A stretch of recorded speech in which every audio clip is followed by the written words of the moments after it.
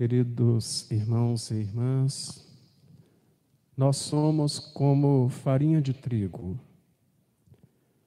Esta imagem que o bispo Santo Irineu usou numa de suas pregações para falar desta festa de Pentecostes.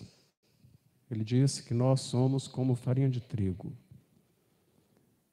Quem tem a experiência de já ter feito massa para o pão, para o pastel, o que seja, sabe que se você coloca 1 quilo de farinha numa vasilha e ficar mexendo,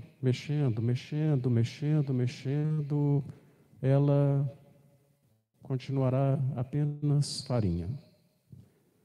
Mas, a partir do momento que uma água vai derramando água, essa farinha ela vai se incorporando, se umedecendo e ela vai se juntando. Cada grão vai se juntando para formar uma única massa. Quem faz a farinha, quem faz a massa, e com a mão e com a massa que já está pronta, os cantos da vasilha, para que nenhum grão fique fora da massa. E isso só é possível porque a massa já está umedecida e ela então vai catando, ela vai prendendo nela os grãos que estão soltos, a farinha que está solta. Então, Santo Irineu, ele usa esta imagem para falar que o Espírito Santo é como a água que vem sobre a farinha e que faz, portanto, o milagre da igreja acontecer.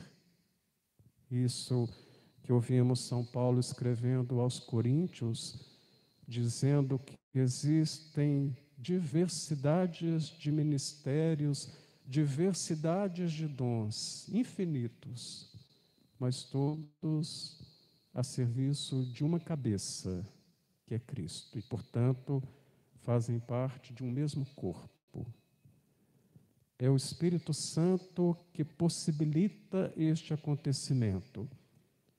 Por isso, Jesus, quando envia o Espírito Santo, antes de enviar o Espírito Santo, ele recomenda aos discípulos para esperarem o momento certo. Os discípulos, talvez, ansiosos, no afã de inaugurar a missão que Jesus tinha dado para eles, poderiam atropelar as coisas e sair correndo. E Jesus então fala com eles: esperem, tem um momento certo para as coisas acontecerem. O Espírito Santo, ele vem para, como numa outra narrativa do Evangelho, em que Jesus aparece para os discípulos, Jesus sopra sobre eles, diz o evangelista que Jesus abre a inteligência, Lucas quem diz isso, ele abre a inteligência dos discípulos.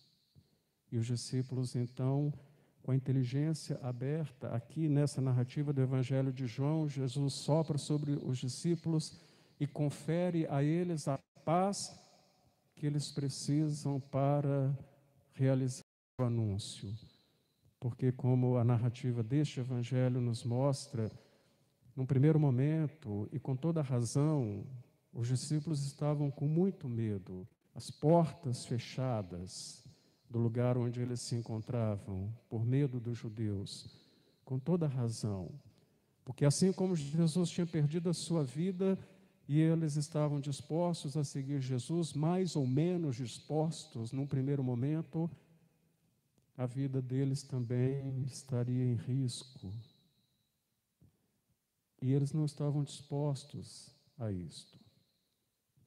Portanto, quando Jesus oferece a eles o Espírito Santo, Jesus oferece a paz que é a plenitude dos dons, a plenitude de todos os dons, que não é somente aquela sensação que às vezes, muito raramente a gente tem, poucas vezes a gente tem assim, um momento do dia, um momento da semana, o momento do mês em que a gente fala assim, estou em paz, com uma sensação do dever cumprido, de que não tem nada para fazer, de que não está devendo ninguém, de que cumpriu aquilo que devia. Raramente a gente tem essa sensação, mas às vezes tem, precisamos disso. Mas não é essa a paz que Jesus oferece aos discípulos com o Espírito Santo. A paz que Ele oferece para eles é a saciedade do Espírito. É o Espírito que agora está em paz. E, portanto, ele não teme, não tem medo. E aí os discípulos, então, podem sair, e eles saem. A partir do momento em que Jesus confere a eles essa condição, a igreja recebe esta missão, essa condição, ela está de fato aí pronta para realizar a sua missão. E isso pressupõe, é claro, uma abertura interior.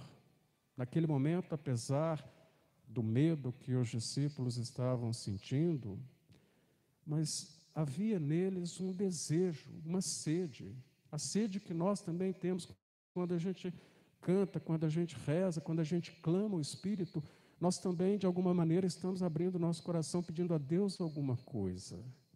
Só o fato de a gente vir à igreja, ou o simples fato de nós rezarmos, significa que o nosso coração está aberto, está desejoso. Isso é importante, muito importante, porque senão as coisas não acontecem também. Uma história que houve certa vez que o Gandhi, Mahatma Gandhi, grande missionário da paz, que ajudou a Índia no seu processo de libertação, não por meio da guerra, mas por meio da paz. Certa vez, uma mãe, ela tinha o seu filho que comia muito doce, e ela falava com ele, chamava atenção, meu filho não pode porque ele tinha um problema de saúde relativo a isso, e ela então chamava a atenção dele, dizia que não podia, mas o filho não obedecia à mãe, coisa inédita, né? E a mãe então pensou, quem sabe se eu levar meu filho para o Gandhi falar com ele, ele vai escutar. O Gandhi é um homem tão sábio, tão cheio de uma luz. E aí ela levou o menino para conversar com o Gandhi.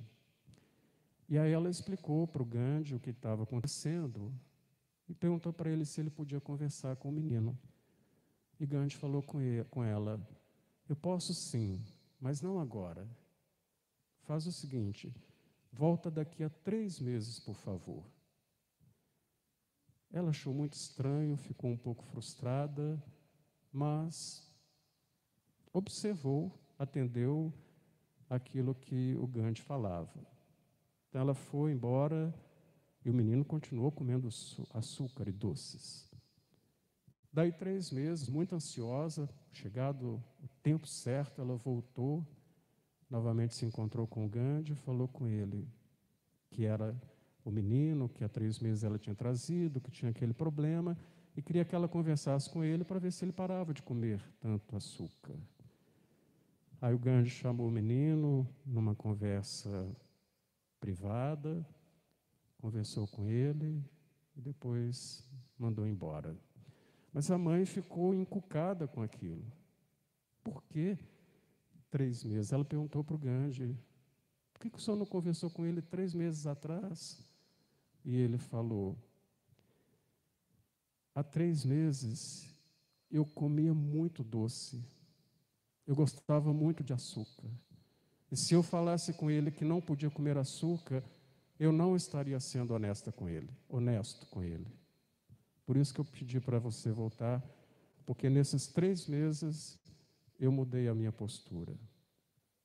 Então, irmãos e irmãs, clamar o Espírito Santo, pedir um Pentecostes, pedir a Deus que realize a sua obra na nossa vida, pressupõe de nós uma abertura. Se nós não tivermos uma disposição interior, se nós não reconhecermos o que em nossa vida precisa mudar, não adianta a gente ficar segurando na barra da roupa de Santo Antônio, no véu de Nossa Senhora. Não adianta, se a gente não tiver uma disposição interior, as coisas não acontecem. É preciso uma contribuição da nossa parte para que o milagre possa acontecer. O milagre é de Deus. E Deus está disposto a oferecer, como está disposto a realizar o Pentecostes todos os dias na nossa vida. Mas se nós não abrirmos, não estivermos abertos para aquilo que este Pentecostes significa, a mudança de vida que Ele pede de nós, não adianta nós simplesmente rezarmos. Não adianta simplesmente nós irmos à igreja, mesmo meditarmos a palavra. É preciso envolvermos o nosso corpo inteiro. Essa imagem que São Paulo usa aos Coríntios, quando escreve aos Coríntios, é uma imagem muito significativa para dizer que nós também, quando queremos alguma coisa, pedimos alguma coisa a Deus, nós temos que estar inteiramente abertos para isso. O corpo inteiro, a mente, o espírito, o coração, a inteligência, o nosso físico, nós temos que estar dispostos a um sacrifício, a uma dedicação, uma disciplina, colaborar com a obra de Deus. Os discípulos estavam abertos, embora com medo, mas estavam abertos a isso. E a partir do momento em que Jesus envia o Espírito sobre eles, eles se sentem prontos. Por quê? Porque juntou, diríamos, a fome com a vontade de comer, juntou as duas vontades, a vontade deles e a vontade de Deus. E aí a obra aconteceu. Olha, 2000 anos depois, estamos aqui, porque naquele momento eles se abriram para isso. Porque naquele momento eles sentiram que o Espírito Santo trazia para eles aquilo que ainda faltava e que, portanto, foi preciso para suprimir o medo que estava no coração deles. E aí, com este medo suprimido, extinto, eles puderam sair e saíram para pregar o Evangelho. Queridos irmãos e irmãs, nós somos, de fato, como a farinha do pão. Se a gente não se entregar à massa, as coisas não acontecem.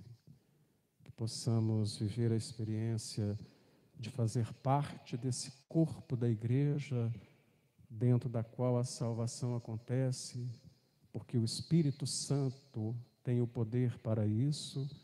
Que possamos nos entregar nas mãos dele, como uma farinha que se entrega à água e faz parte de um mesmo corpo, faz parte de um mesmo pão.